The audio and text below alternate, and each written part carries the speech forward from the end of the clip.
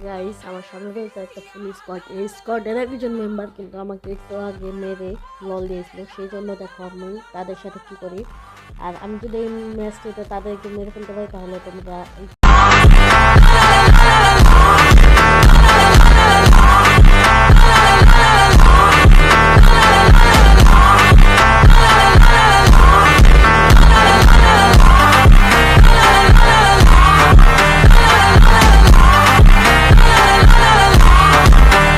Guys আমার সামনে রয়েছে একটা ফুল স্কোয়াড। এই স্কোয়াডের একজন মেম্বার কিন্তু আমাকে একটু আগে মেরে লল দিয়েছিল, সেই জন্য দেখো আমি তাদের সাথে কি করি।